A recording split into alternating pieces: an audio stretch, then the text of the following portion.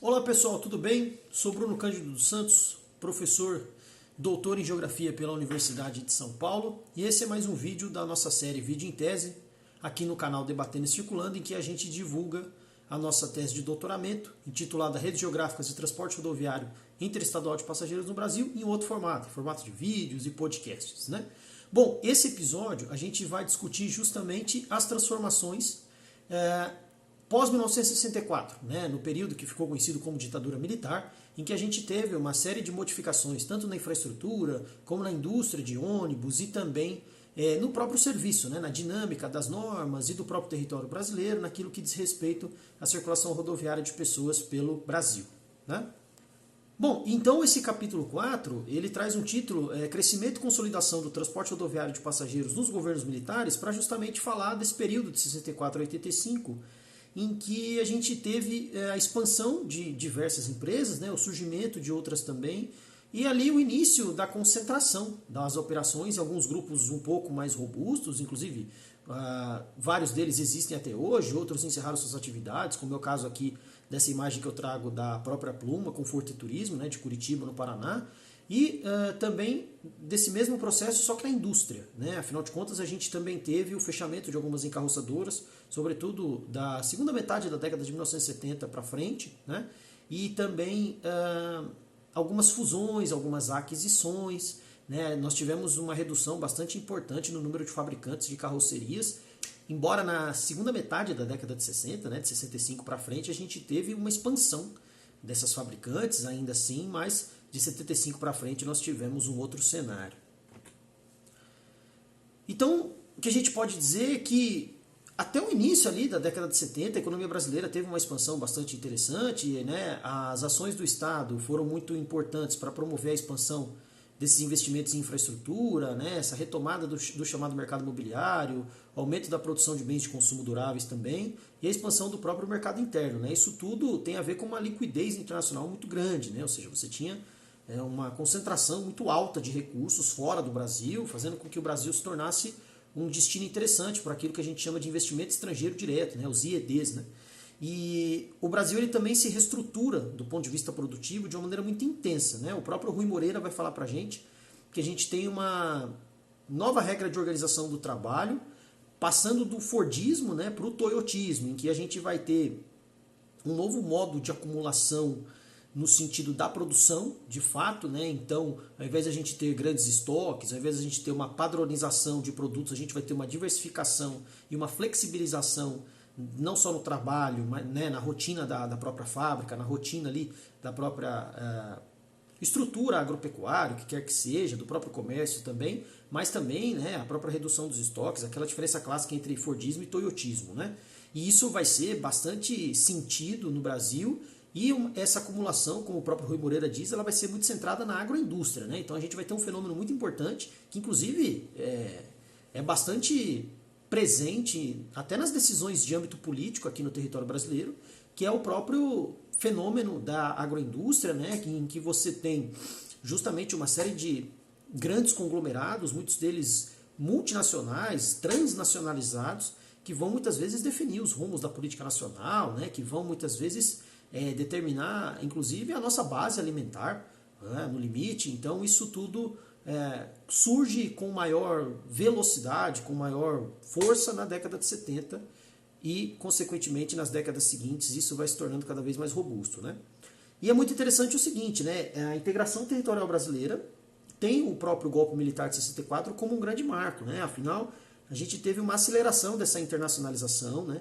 A economia começa a se desenvolver para atender demandas tanto internas quanto externas, e o Brasil se torna um grande agroexportador, né? Então a gente na prática vinha ali num esforço de tentar se industrializar, substituir importações, tentar reduzir a dependência dos países centrais, mas por outro lado a gente volta a dar uma ênfase bastante grande à própria agropecuária, só que agora numa perspectiva de modernização dessa produção agrícola e também da produção mineral. Aqui a gente pode colocar a mineração nessa discussão também, né?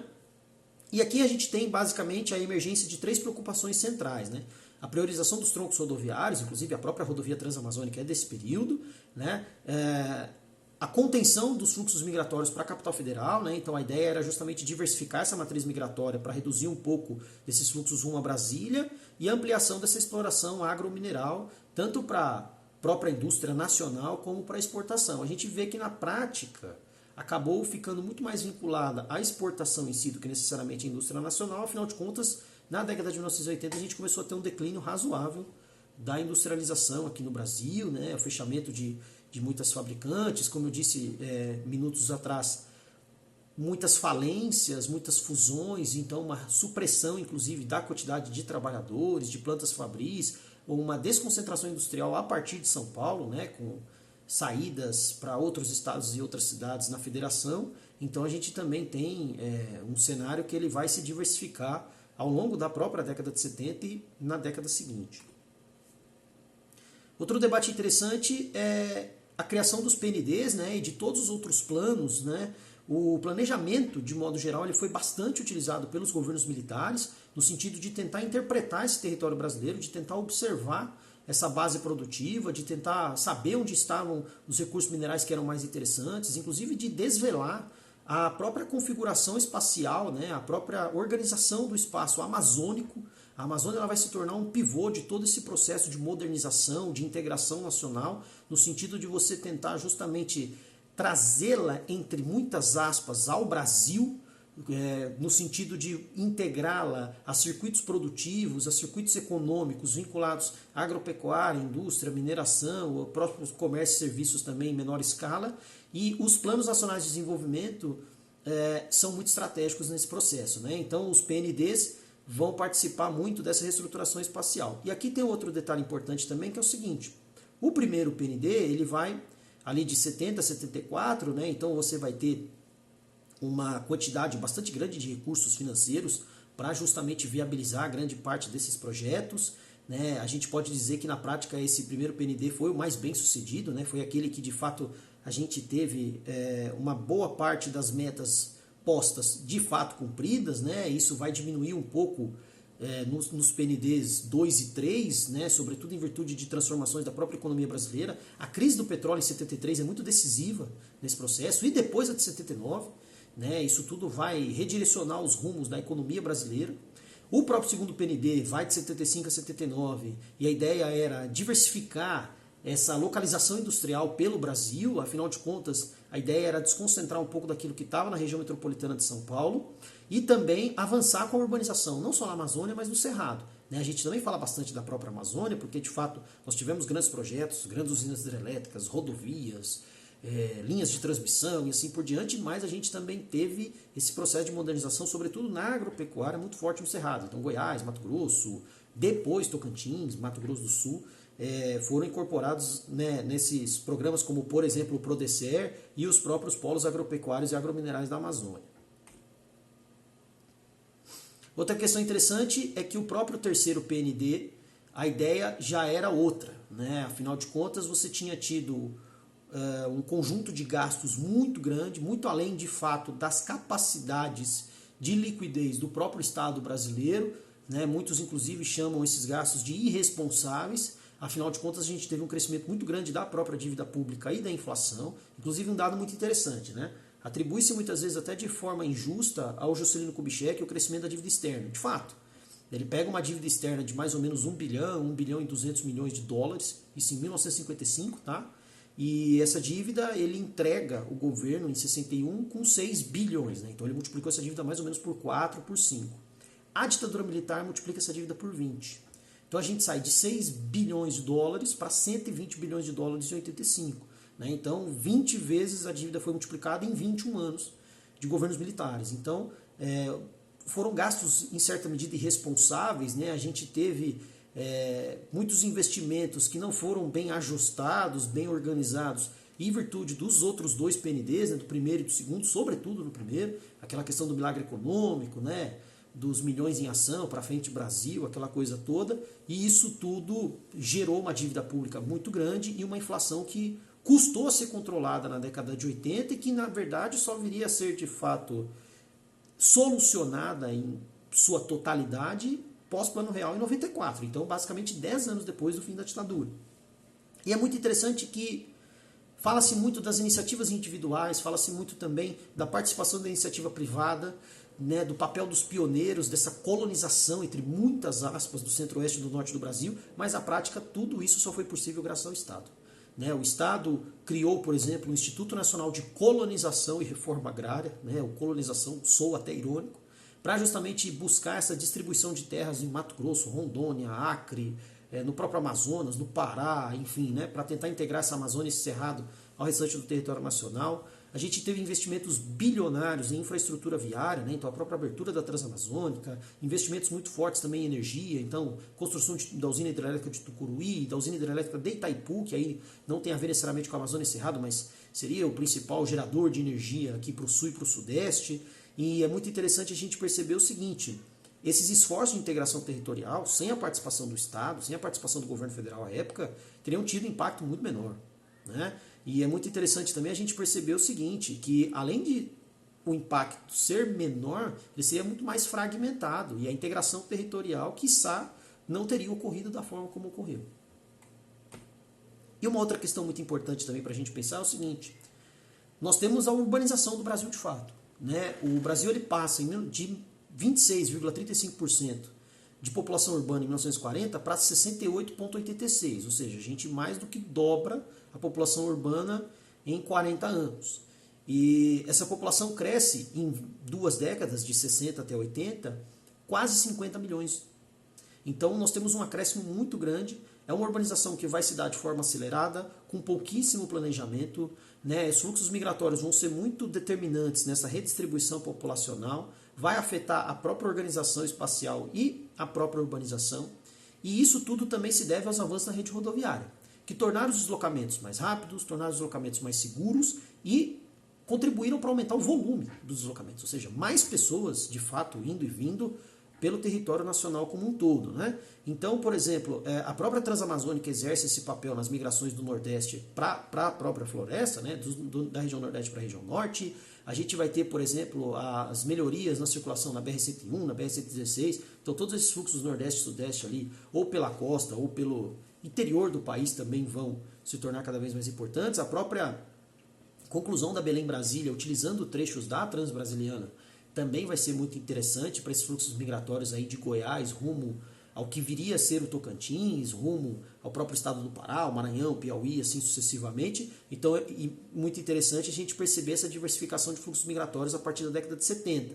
E também tem um outro fluxo que muitas vezes ele não é tão debatido a fundo, inclusive foi um dos meus objetos de estudo na minha dissertação de mestrado, publicada em 2019, que são os fluxos do interior da região sul, que passava na década de 70 por um processo de modernização da agropecuária, né, de concentração de terras, de expansão das agroindústrias em detrimento dos pequenos proprietários. Não à toa, na década de 80, o movimento dos trabalhadores sem terra surge no Rio Grande do Sul e vai se institucionalizar em Cascavel, no Paraná, que são áreas que se tornaram emissoras desses fluxos migratórios, e grande parte dessas pessoas que saíram do interior da região sul foram para a chamada fronteira agrícola. Então, as expansões pelo norte do Mato Grosso, por Rondônia, Acre, Goiás, oeste da Bahia, ou seja, toda essa integração nacional envolvendo a Amazônia e Cerrado com o restante, entre aspas, da economia nacional, teve esses fluxos sulistas, né, do interior da região sul como protagonistas nesse processo de redistribuição de fluxos de pessoas, né, desse crescimento populacional, inclusive, nessas cidades,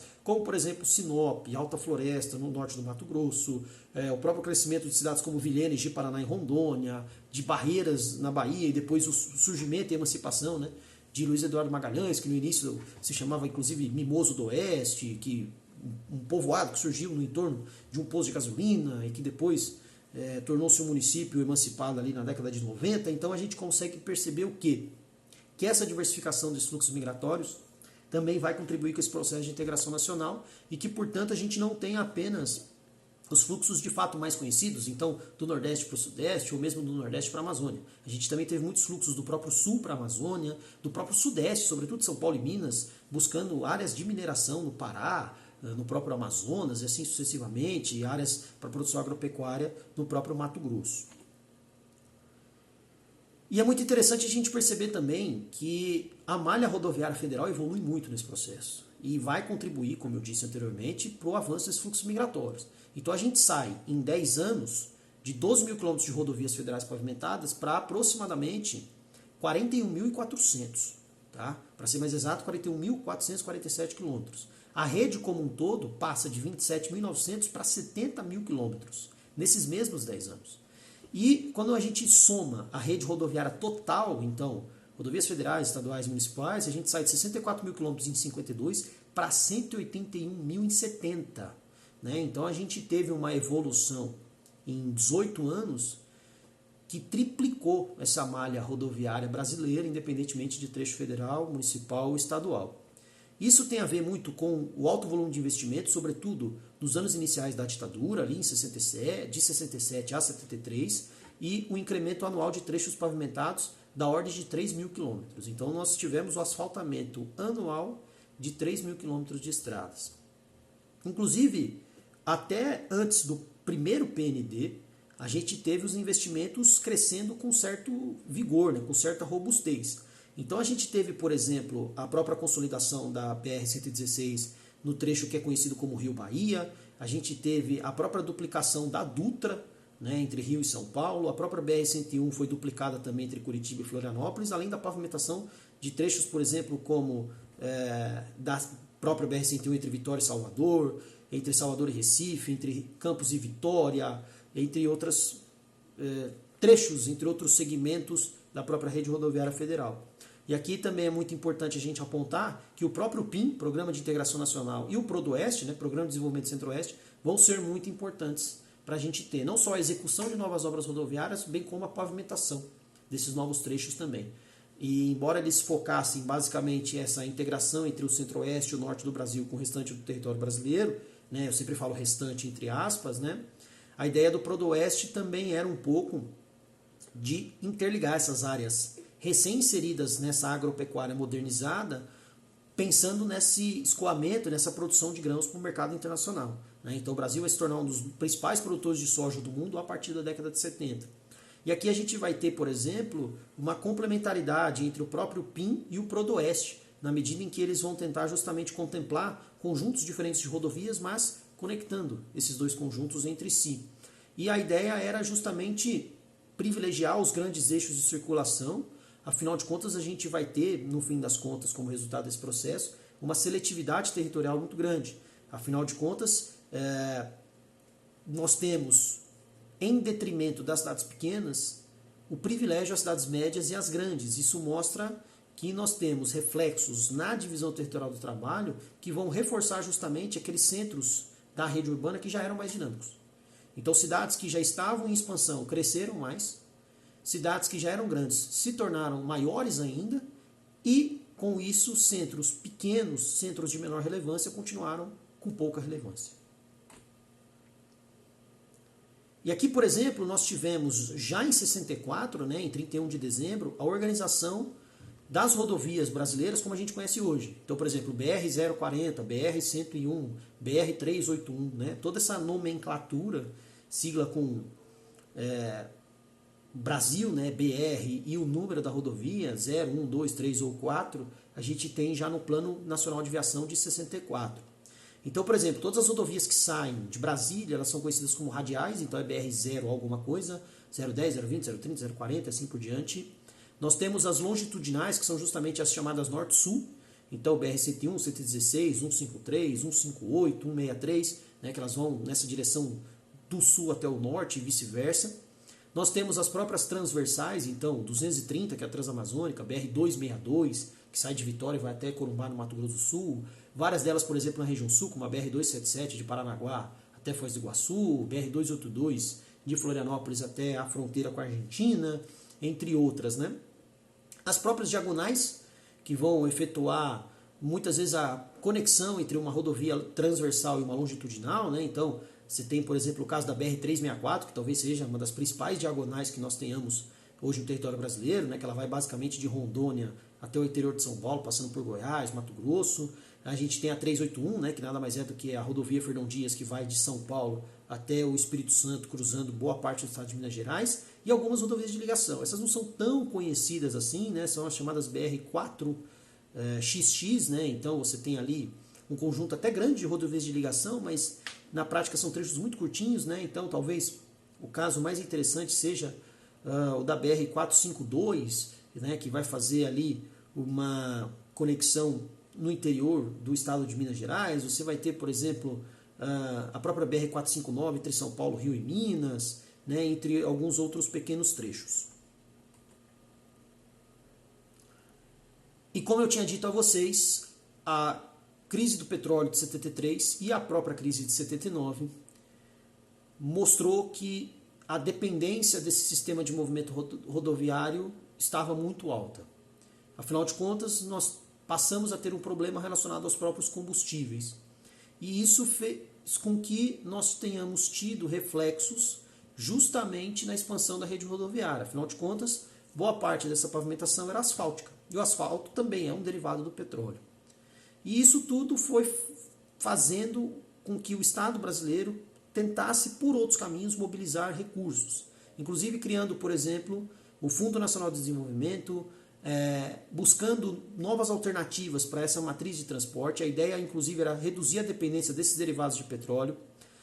Tentaram, inclusive, incentivar novos projetos ferroviários e portuários para justamente reduzir a dependência das rodovias, só que boa parte desses melhoramentos não ocorreram. Afinal de contas, eles demandaram investimentos e boa parte desses investimentos já havia sido feita no sistema rodoviário. Tá? E tem uma outra questão muito importante, que é o seguinte: um dos únicos destaques, de fato, desse período foi justamente o Proálcool, né, que foi a elaboração de um projeto nacional para buscar uma nova fonte de combustíveis que pudesse ser produzida em toda a sua cadeia, né, então desde o plantio, no caso, aqui no Brasil, de cana-de-açúcar, né, em outros países a gente tem etanol a partir do milho, da beterraba e assim por diante, até, de fato, os motores, feitos pelas próprias fabricantes para que fossem apropriados para o uso do etanol. Inclusive data dessa época a proibição do uso de automóveis particulares a diesel, a não ser que eles tenham tração integral, né, o famoso 4x4, então, como é o caso hoje de algumas caminhonetes, de alguns utilitários esportivos e de alguns furgões, por exemplo, né, caminhonetes e caminhonetas, mas isso tudo tinha como objetivo aumentar a procura pelo próprio etanol para carros de passeio. Né? A gente tem, não precisa ir muito longe, aqui no Uruguai a gente tem automóvel de passeio de pequeno porte, movido a diesel, e aqui no Brasil ele foi proibido, muito por conta desse esforço do Estado brasileiro de tentar incentivar a compra de veículos movidos a etanol. Né? Claro que a gente não conseguiu reduzir tanto a dependência da própria gasolina, inclusive no início, né, década de 50, na própria década de 40 e décadas anteriores, nós tínhamos alguns veículos de carga movidos a gasolina, mas em virtude do alto consumo optou-se por preferir o diesel, né? Ou seja, motores de fato que consumam menos e tenham mais autonomia, utilizando um combustível que também é derivado do petróleo, tal como a gasolina, mas que é muito mais viscoso, né? E que consequentemente você queima uma quantidade menor para percorrer uma distância maior.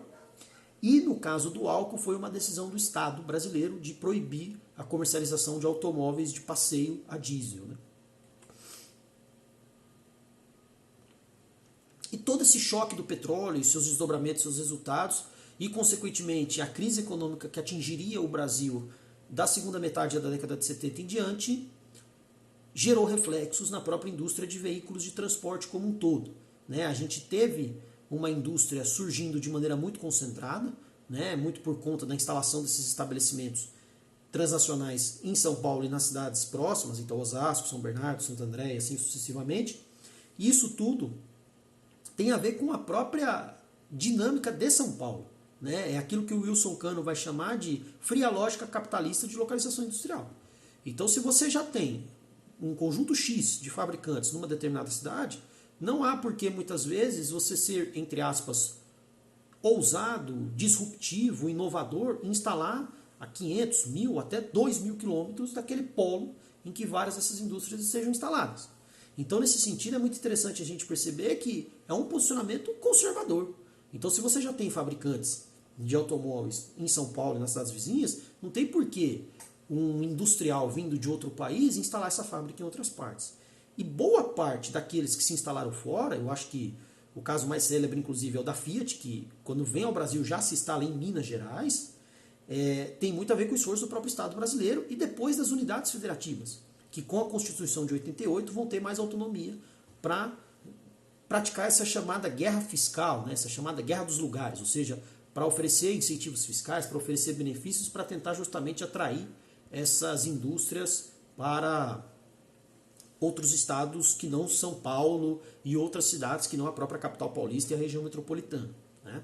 Inclusive em 66 é criado o próprio Finame, que inclusive é muito utilizado até hoje para o financiamento de maquinário, né? Então a chamada indústria de bens de capital, isso incluso tratores, caminhões, ônibus, locomotivas, embarcações, aeronaves, isso tudo pode ser financiado via Finame.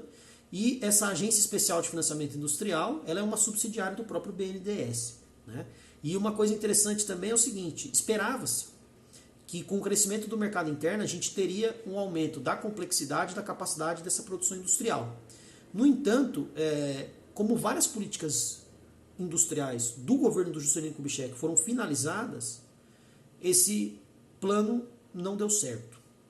Primeiro, pelo abandono, né, por parte daquilo tudo que o Juscelino Kubitschek já tinha elaborado, né, por algumas reestruturações do próprio GEA, né, o grupo de estudos para indústria automobilística que eu citei no episódio anterior, e também em virtude da própria fragilidade do mercado interno de capitais.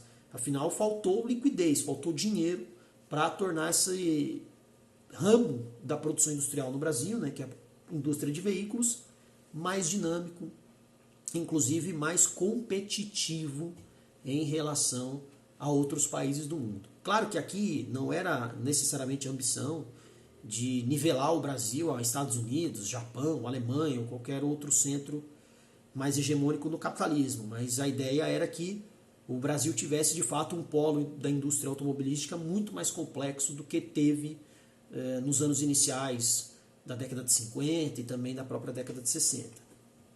Aqui a gente vai ter, em relação à indústria de carrocerias, uma dispersão pelo próprio Centro-Sul.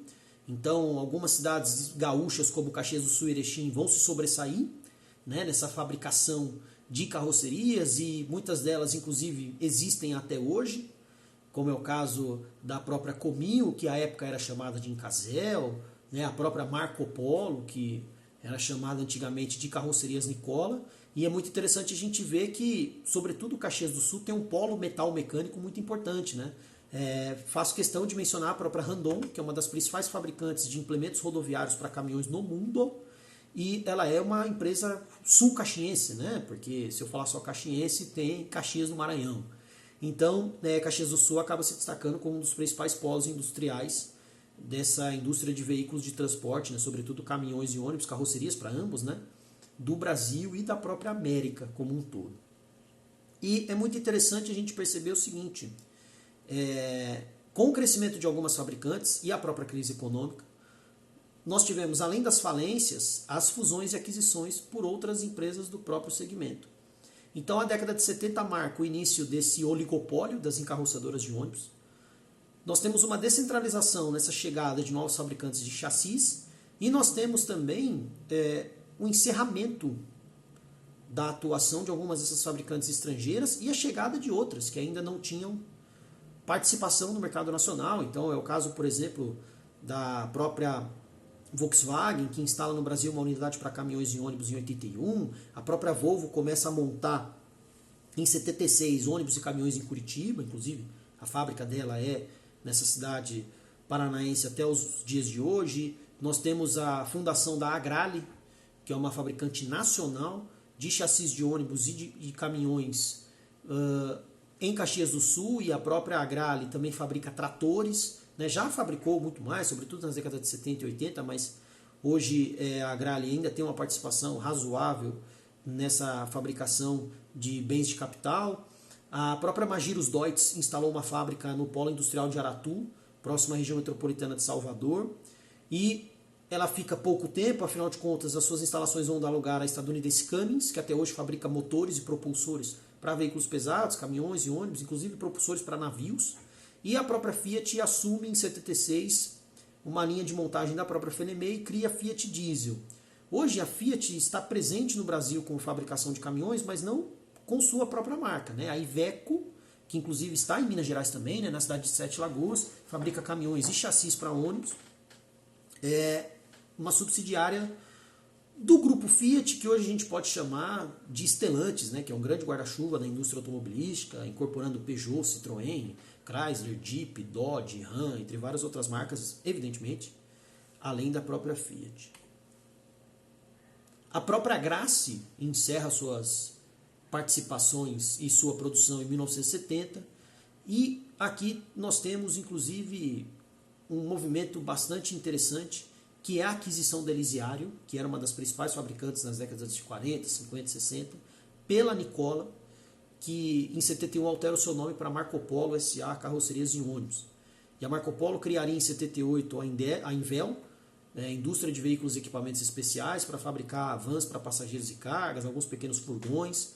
Em 79, um ano depois, ela absorve o patrimônio da Nimbus, que em 59 foi fundada pela Forcar em Caxias do Sul, para produzir carrocerias para caminhões. Então aqui você já tem um processo de fusões, né, um início ali de aquisições. Em 71 a própria Carbrasa foi fechada, a Lopsize em 74 também focou basicamente no serviço de manutenção e reparo, então encerrou sua produção de carrocerias. Em 76 a Metropolitana, que era uma encarroçadora muito importante de ônibus urbanos, foi adquirida pela própria Caio. E a Incazel teve sua falência decretada em 85 e foi adquirida pelo grupo Comil de Cascavel, que trocou o nome Incazel para Comil e manteve a fabricação de ônibus urbanos e rodoviários em Erechim. E então, hoje, inclusive, esse grupo Comil de Cascavel ele é proprietário da própria Comil, que fabrica silos agrícolas, como eu disse, e proprietário da Mascarello, que é uma fabricante de carrocerias de ônibus, inaugurada na década de 2000, né, no começo do século XXI, e que, em certa medida, vai complementar um pouco dessa produção do grupo Comil de carrocerias de ônibus, tanto urbanos como rodoviários. A própria Incabasa teve a participação da Mercedes-Benz em 20% do seu capital, foi construída na Bahia, né, a Indústria de Carrocerias da Bahia S.A., com apoio da própria Sudene, criada pelo Juscelino Kubitschek, para tentar desenvolver a economia da região nordestina e de alguns outros municípios ali em Minas, Espírito Santo, que hoje inclusive fazem parte da própria Sudene. E a Incabasa também foi instalada em Aratu. A ideia era que os empresários de ônibus conseguissem adquirir carrocerias fabricadas no próprio Nordeste, nesse caso na região metropolitana de Salvador. Em 72, a Incabasa inicia suas operações restaurando carrocerias monobloco da Mercedes.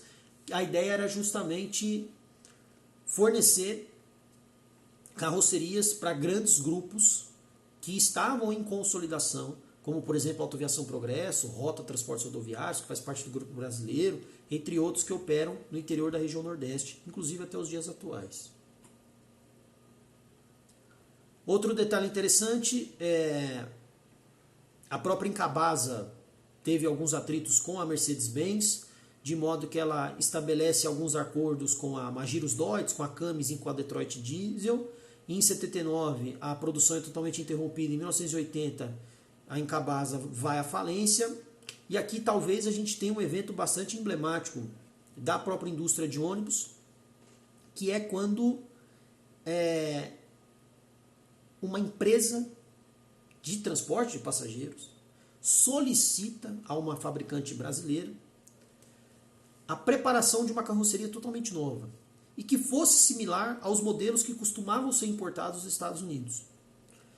E aqui surge o chamado Dinossauro, fabricado pela Ciferal, que era uma fabricante de carrocerias do Rio de Janeiro, que preparou uma carroceria nova em dura-alumínio, baseada justamente nessa tecnologia de monobloco, que era muito utilizada pela própria Mercedes-Benz, desde o final da década de 50 aqui no Brasil, e é utilizada até hoje na Europa. E a Ciferal fez uma parceria com a Scania para motorizar esses veículos, né, motor traseiro, suspensão a ar, porque a Cometa já não tinha mais interesse, e também a própria questão cambial começava a pesar bastante para importar os veículos, os PD Coaches ou PD Coaches da General Motors. E com isso a Cometa começa a produzir uma frota com uma identidade própria, até que na década de 1980 a própria Cometa cria a sua fabricante, que é a Companhia Mecânica Auxiliar, que é a CMA.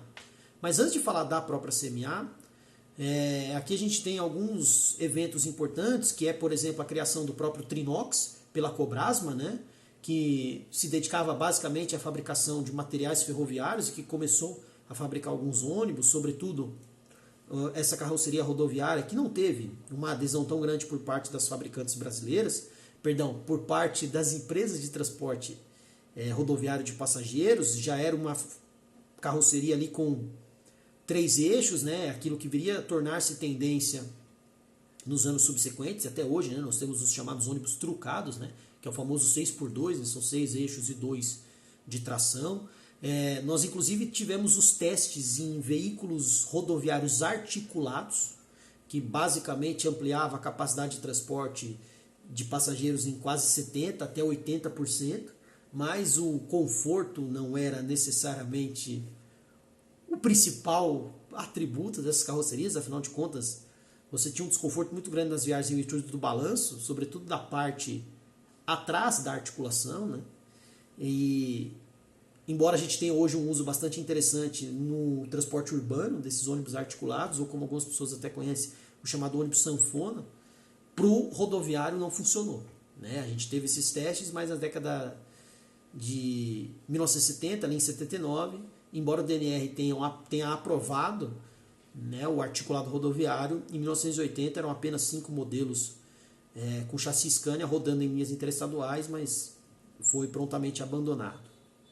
Inclusive, a ideia era que as encarroçadoras, inclusive atendendo às solicitações das próprias empresas, começassem a ampliar as carrocerias. Então, carrocerias mais altas, mais largas, mais compridas, até para transportar mais passageiros e também para transportar uma quantidade maior, tanto em volume como peso, de encomendas, né? Então, aumentar o compartimento de bagagens, tanto o porta-pacotes, né, que é o compartimento interno, como o compartimento externo, que vai abaixo do salão de passageiros, ampliar inclusive a própria potência dos motores, né, e também ampliar a própria autonomia em relação ao consumo de diesel, né, e também reduzir o próprio consumo desses novos veículos. Então a gente teve, por um lado, falências, fusões e aquisições de encarroçadoras, mas também a modernização de carrocerias, né, em um processo que tornou-se basicamente irreversível nas décadas seguintes, década de 80, década de 90, e nós temos até hoje,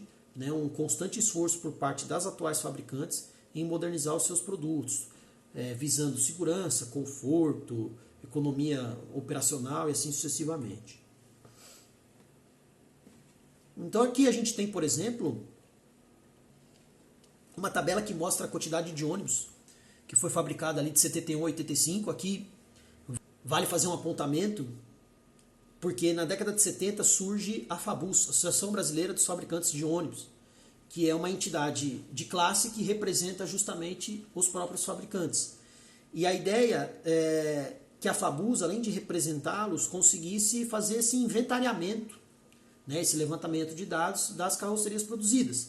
E aqui a gente tem basicamente os dados de ônibus rodoviários, e não deixa de ser um número expressivo. Quando a gente observa, por exemplo, que considerando apenas os associados da própria FABUS, de 71, que foi o primeiro ano com registros desses dados, nós tivemos até 85, e aqui esse corte é feito em virtude da elaboração desse capítulo para a tese, né? Eu poderia estender até 81 ou 91, 2001 e assim por diante, né? Os dados não pararam de ser publicados até então. Nós tivemos de 71 a 85, ou seja, o período aí de 15 anos, mais de 35 mil carrocerias rodoviárias. Aqui eu não estou colocando os ônibus urbanos, que também tiveram um volume bem expressivo, inclusive até maior do que esse. E quando a gente soma esses 35.600 aos mais de 8 mil da própria Mercedes-Benz, que não era uma associada da FABUS, afinal de contas, a Mercedes-Benz ela fabricava o chassi e depois ela própria fazia a carroceria, né, aquilo que a gente chama de monobloco, né, carroceria e chassi como um único conjunto, e fabricado nesse caso por uma única empresa. Então a Mercedes fazia as duas partes e de maneira una fornecia o ônibus pronto. A gente ultrapassa os 43 mil veículos, né, somando os 8 mil da Mercedes-Benz. E é muito interessante a gente ver que ela foi, nesse período, a terceira maior fabricante, né, perdendo para a Nielsen, que depois passaria a ser chamada de Buscar, e para a Marco Polo, que foi a única a superar a barreira de 10 mil, né, chegando a mais de 15 mil carrocerias produzidas entre 71 e 85. E para além de toda essa ampliação da fabricação de carrocerias, a gente também tem que destacar o fato do transporte rodoviário interestadual ter se consolidado e se aprimorado em termos normativos e operacionais ao longo das décadas de 60 e 70. Porque a gente teve um avanço da normatização, novos códigos, decretos, tributos, regulamentos, a própria estrutura de fiscalização se aprimora muito. E nós temos a organização das linhas regulares em forma de permissões a partir do ano de 78. E essas permissões tinham prazo máximo de duração de 25 anos, então todas elas expiram a partir do ano de 2003. E o DNR ele é colocado em 66 pelo Código Nacional de Trânsito como principal órgão para conceder, permitir, autorizar essas linhas interestaduais e também as internacionais. Inclusive, o próprio DNR aprova o transporte de encomendas dos bagageiros já em 1964, né, no dia 10 de março. E em 69 a gente tem a ampliação do chamado Fundo Rodoviário Nacional para criar taxas que tinham como objetivo aumentar a arrecadação para que o DNR conseguisse conservar as estradas e assim sucessivamente. E uma outra questão interessante é a criação do Imposto sobre o Transporte Interestadual e Intermunicipal de Passageiros. Um tributo que nada mais é do que a cobrança de 5% sobre o valor dos bilhetes emitidos pelas empresas. Então a ideia do DNR também era ampliar a sua capacidade não só de fiscalização do transporte rodoviário de passageiros, mas também do transporte rodoviário de cargas e da própria manutenção da rede rodoviária nacional. E aqui é muito interessante também a gente perceber o seguinte, né?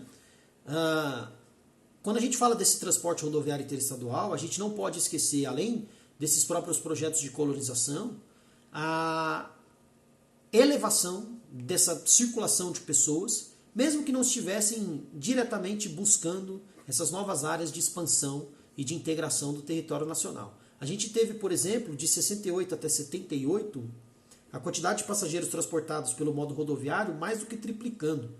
Inclusive, tornando o modo rodoviário o principal e com uma folga enorme, com uma vasta distância para outros modos de transporte de pessoas. Considerando, por exemplo, o serviço aéreo altamente elitizado naquela época, né, o pouco que ainda existia de transporte ferroviário e a própria navegação interior que também, mesmo sendo quantificada, não representava uma demanda de passageiros tão expressiva assim. Então o modo rodoviário ele vai se tornar o predominante e ele vai ser um dos principais responsáveis por dinamizar esses fluxos migratórios entre regiões diferentes no Brasil. E é muito interessante a gente perceber o seguinte, muitas das linhas começaram em virtude dos fluxos migratórios, só que sem a regulação de fato. Então muitas operações se iniciaram antes que o DNR concedesse a autorização, a permissão, né, para que esse transporte de passageiros pudesse ser realizado de forma regular. E é muito interessante a gente perceber também que na própria década de 70 a gente ainda tem várias empresas de transporte surgindo, a gente tem o crescimento de algumas que já tinham sido inauguradas em décadas anteriores e também nós temos uma rentabilidade muito alta das chamadas rotas de longa distância, ou seja, viagens com mais de 1.000 e 1.500 quilômetros foram muito lucrativas para essas empresas a partir da década de 1970. E tem uma outra questão muito importante que não pode deixar de ser considerada. Eu falei bastante nos momentos anteriores dessa apresentação dos próprios fluxos migratórios, mas eles não foram as únicas razões e motivações de viagem. Conforme a rede urbana brasileira vai se tornando cada vez mais especializada, a gente vai tendo novas demandas por transporte. Então, viagens em virtude de fluxos estudantis, tratamentos clínicos, muitas viagens a trabalho, lazer, turismo. Então, vai além dos fluxos migratórios. Embora eles tenham sido muito robustos, expressivos, densos, importantes para o transporte rodoviário interestadual, a partir da década de 70 não são os únicos responsáveis por esse crescimento dessa demanda de passageiros. Então, por exemplo, olha que dado importante a gente tem de 72 a 85, que foi justamente o ano em que o DNR começou a catalogar todas essas informações relativas ao movimento de passageiros e empresas. A gente tem, por exemplo, em 72, 150 empresas com mais de 14 mil motoristas e o transporte de longa distância transportando mais de 29 milhões de passageiros, de modo que o total, considerando o semi-urbano, que é aquele transporte intermunicipal com veículos de tipo urbano, ultrapassava os 170 milhões de pessoas. A gente também teve um crescimento bastante interessante de empresas ali na segunda metade da década de 70, indo até 1982, mais ou menos, com um número superior a 200 empresas, a média de motoristas se mantendo ali próxima a 14 mil, 15 mil, e um número crescente de passageiros transportados nas viagens de longa distância, inclusive superando o chamado semi-urbano, né, tendo justamente essa troca nesse volume de passageiros transportados. Então a gente tem essa inversão de um serviço em relação ao outro, que mostra que os deslocamentos mais longos foram se tornando cada vez mais expressivos.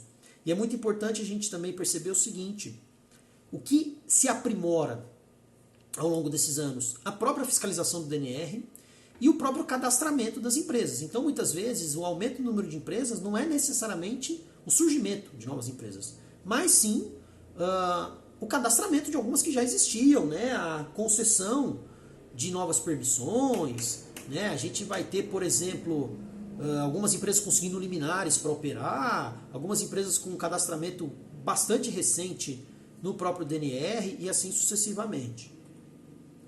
E então também é muito interessante a gente perceber o seguinte, que a própria mudança nos veículos também permitiu um transporte de passageiros em quantidades cada vez maiores, as viagens foram ficando mais rápidas também, porque os veículos estavam mais modernos, as empresas começaram a ajustar melhor as suas rotinas operacionais, então onde tem troca de motorista, onde tem lanche, refeição, onde tem abastecimento, isso tudo foi se aprimorando na década de 70, e como eu disse anteriormente, né, a gente tem o DNR classificando esse transporte rodoviário de formas distintas, né? O serviço de longa distância, que inclusive para a própria ANTT, que surge em 2001, né, Agência Nacional de Transportes Terrestres, é formado por linhas de 75 km ou mais, com ônibus do tipo rodoviário, que não pode ter cobrança de tarifa no interior do veículo, uma porta apenas para embarque e desembarque e proibido o transporte de passageiros em pé, e com todas as poltronas possuindo cinto de segurança de uso obrigatório,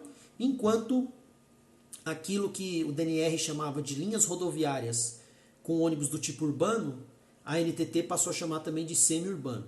Então, por exemplo, um ônibus que sai de Brasília para Valparaíso de Goiás, que é um município vizinho ao Distrito Federal, porém em outro estado, é operada normalmente com ônibus urbano. Então pode ter passageiro em pé e sentado, não é obrigatório o uso do cinto de segurança, você pode ter o cobrador, né, ou o trocador, fazendo a cobrança dessa tarifa dentro do veículo, muitas vezes é um motorista que faz essa dupla função, você tem mais recentemente, né, a adoção de bilhetagem eletrônica e assim sucessivamente, e não tem bagageiro para transportar volumes, como tem o ônibus rodoviário, né, que você tem ali tanto os porta-pacotes na parte interna, como também os bagageiros abaixo do salão de passageiros. Né? São ônibus bem diferentes, né? O ônibus urbano do ônibus rodoviário, e essa classificação vem a partir da década de 70.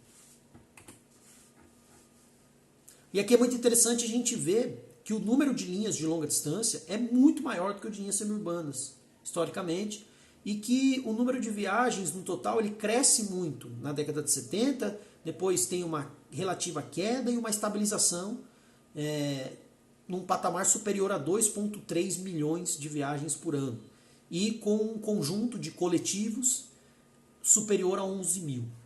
E isso tudo considerando apenas o serviço interestadual. Aqui eu não estou totalizando ônibus que operam entre municípios de um mesmo estado, linhas municipais, linhas intermunicipais. Né? Isso tudo aqui é o transporte interestadual de fato.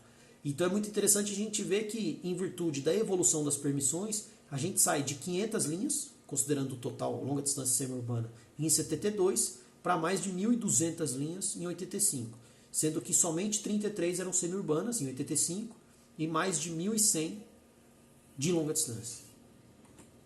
E aqui tem uma questão interessante também, que é o seguinte: quando a gente olha para esse número de 1.170, pensa, poxa, é muita linha, né? E de fato, só que a gente tem muitas repetições. Por exemplo, uma empresa tem a linha São Paulo-Rio de Janeiro, a outra empresa tem a linha Rio-São Paulo. É basicamente a mesma, só que como muda a empresa, muitas vezes muda o serviço, né, aquilo que a gente chama de classe de serviço, convencional, executivo, leito, semileito, assim por diante, acaba sendo uma linha nova. Né? Para os órgãos reguladores, na época para o DNR e hoje para a NTT, é uma nova linha, um novo prefixo, uma nova numeração, um novo cadastro. Né? Aqui a gente tem um destaque muito grande, como ocorre inclusive até os dias atuais, da chamada Ponte Rodoviária Rio-São Paulo, que de 80 a 84 transportou mais de 13 milhões de passageiros. Você vê que aqui a gente não está falando necessariamente, né, de grandes fluxos migratórios. A própria ligação São Paulo-Curitiba, que era a segunda na lista, totalizou 1/3 do que a Rio-São Paulo somava. Foi mais de 4.400 passageiros, e isso mostra a importância das ligações entre as capitais.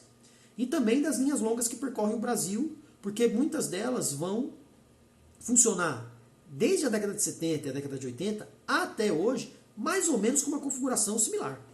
Né? As principais cidades atendidas, as principais rotas são muito similares ao início das operações. Inclusive eu verifiquei, por exemplo, no mestrado, que boa parte das empresas que atuaram no início do processo de avanço da fronteira agrícola, transportando essas pessoas do interior da região sul para Mato Grosso, Rondônia, Norte Goiano, Bahia, assim por diante, são as mesmas até hoje.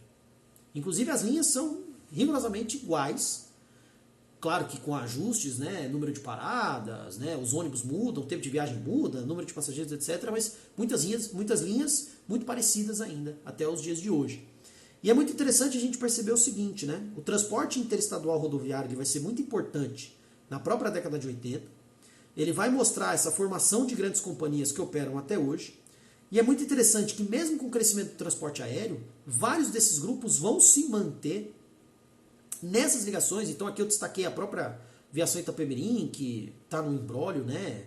Faliu e teve o arrendamento das suas linhas por um grupo de Santo André. Isso é debate para capítulos seguintes, né? E a própria empresa Gontijo de Transportes, que já foi citada em vídeos anteriores, são empresas que ainda atuam em cidades, por exemplo, como Crato, no Ceará, Petrolina, Pernambuco, Mossoró, Rio Grande do Norte, Jequié, na Bahia, que são cidades que muitas vezes não têm ligações aéreas diárias com Rio, São Paulo, Goiânia, Brasília e assim sucessivamente, e que, portanto, o ônibus ainda vai ser bastante ativo na ligação entre essas cidades do interior do Nordeste, por exemplo, com as capitais aqui do Sudeste, e também em outras linhas, entre o Sul e o Centro-Oeste, entre o Sul e o Sudeste. Enfim, é muito interessante a gente ver que o transporte rodoviário permanece.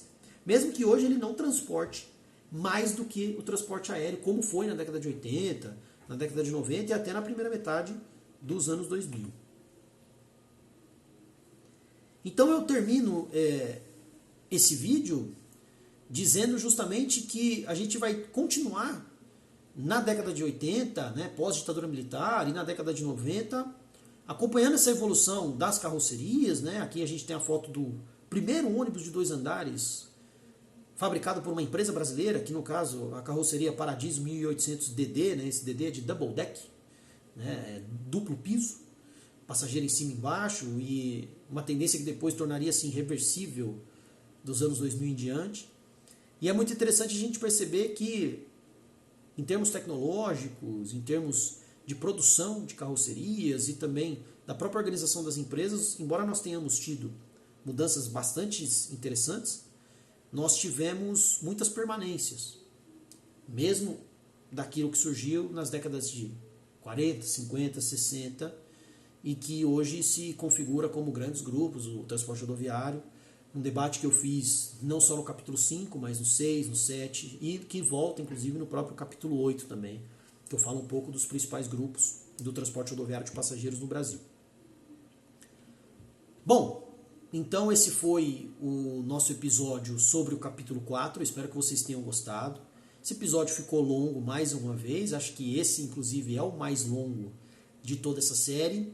Espero que vocês possam curtir, comentar, compartilhar. Ele vai estar disponível não só em vídeo no YouTube, para vocês irem acompanhando a própria apresentação de slides, mas também ele estará disponível em forma de áudio. Né? Então, muitas vezes não consegue assistir o vídeo no YouTube, coloca ali para ouvir, enquanto faz alguma outra coisa, enfim, escreve, lê e tudo mais, no próprio Spotify. Espero que vocês continuem acompanhando essa nossa série. A gente ainda tem muitos capítulos, né, do próprio doutorado para exibir aqui em forma de audiovisual.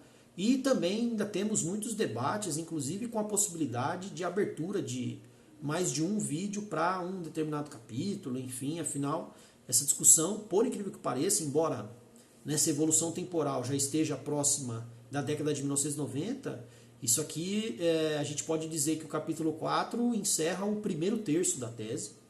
Né? Se a gente considerar 12 capítulos dividido por 3, nós temos 3 terços, né? Capítulo 1 até o 4, do 5 até o 8, do 9 até o 12, o que não reflete necessariamente o número de páginas. Tá? Bom, então acho importante mais uma vez agradecer a todo mundo que tem acompanhado e mais uma vez reforçar para que vocês curtem, comentem, compartilhem todo esse nosso material e nos sigam lá no debatendocirculando.wordpress.com e continuem também engajando nossos conteúdos no YouTube, no Spotify, no Instagram e assim sucessivamente. Tá bom? Obrigado mais uma vez a todo mundo e nos vemos no capítulo 5. Até mais.